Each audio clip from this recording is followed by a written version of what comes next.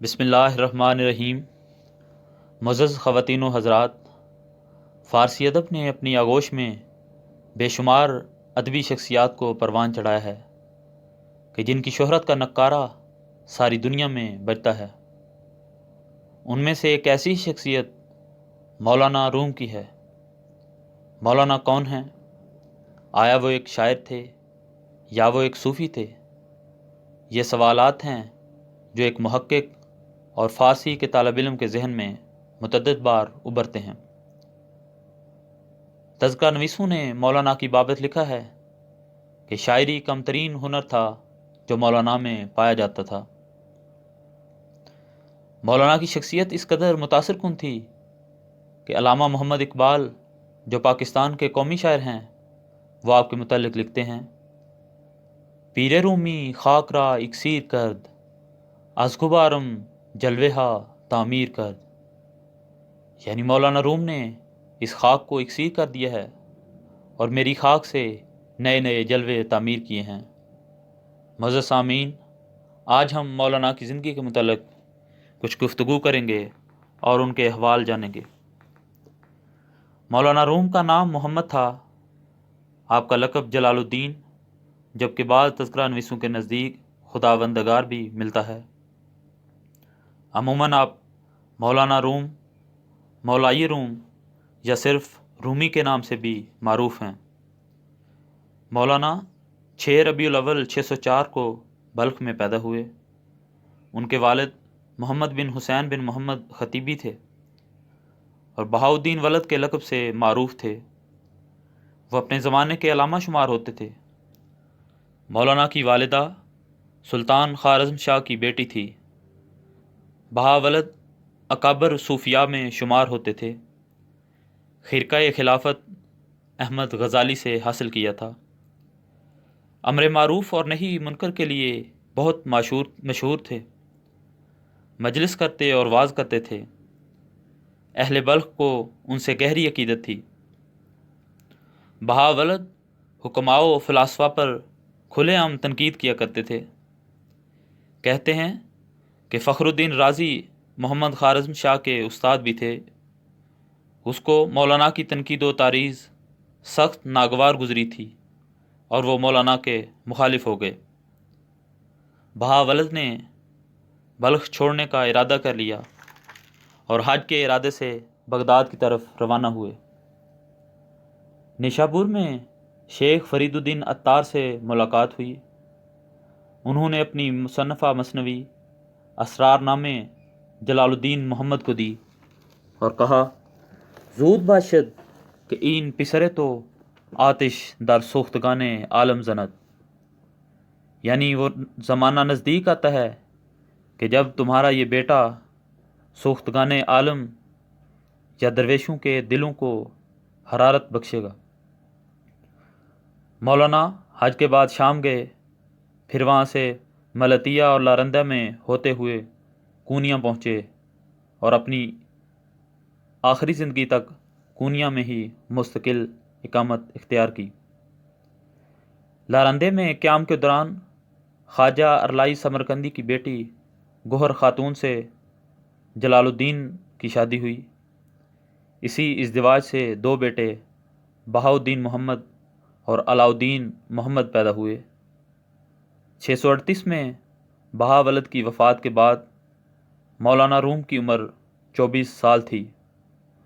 وہ باپ کے جانشین مقرر ہوئے اور وعظ و تذکیر اور افتاء میں مصروف ہوئے۔ درس و تدریس اور بحث و مناظرہ کا سلسلہ شروع ہو گیا۔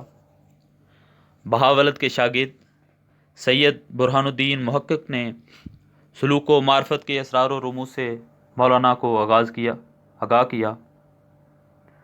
مولانا حلب و دمشق بھی گئے اور کئی سال وہاں بھی مقیم رہے۔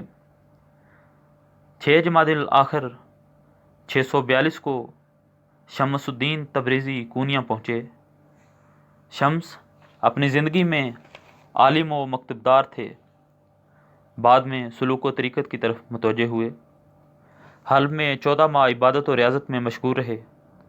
سیر و سیاحت پر نکلے تو سیاہ نمت بدن پر ہوتا، چٹائی اور لوٹا ہاتھ میں اور اینٹ کا تکیہ لیے ہر جگہ پہ جاتے تھے۔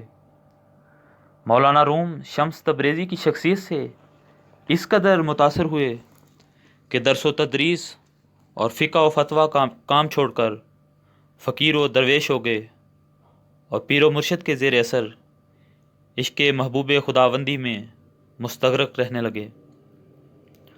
مریدوں اور شاگردوں کو یہ حال ناگوار گزرا۔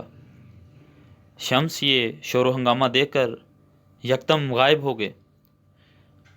رومی بے قرار رہنے لگے۔ ان کی بے قراری کو دیکھ کر ان کے بیٹے بہاؤالدین سلطان ان کو تلاش کر کے واپس لے آئے۔ چنانچہ مولانا دوبارہ شمس کی مجلس میں مشغول و مستغرق رہنے لگے۔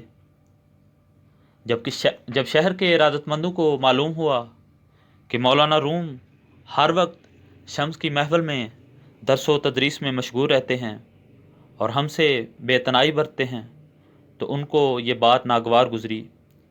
چنانچہ ان کے دلوں میں شمس کی نفرت ہر روز بڑھتی چلی گئی اور اس جگہ پر پہنچ گئی کہ بالآخر شمس وہاں سے غائب ہو گئے اور پھر کبھی واپس نہ آئے۔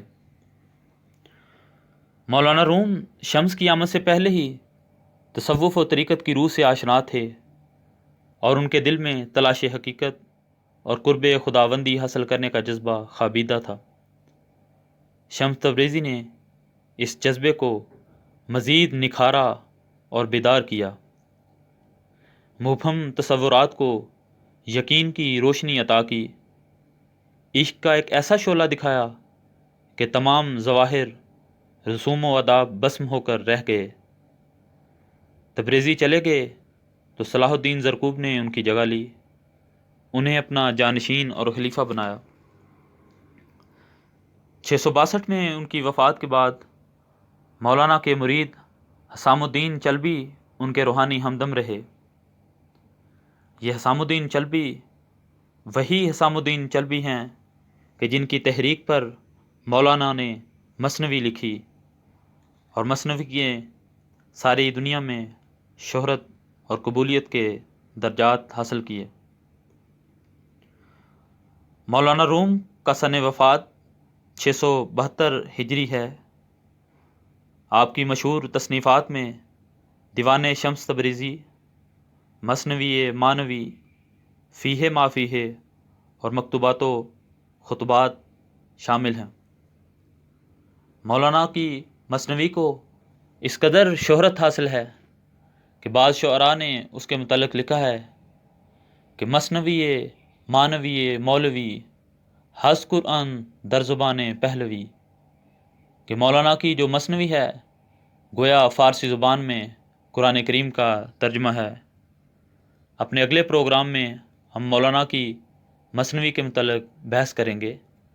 آپ سے گزارش ہے کہ اگر آپ کو ہمارا یہ پروگرام پسند آیا ہے تو ہمارے چینل کو ضرور سبسکرائب کر لیں تاکہ آئندہ آنے والی ویڈیوز سے آپ مستفید ہوتے رہیں۔ اپنا خیال رکھیے گا۔ اگلے پروگرام تک کے لیے اللہ حافظ۔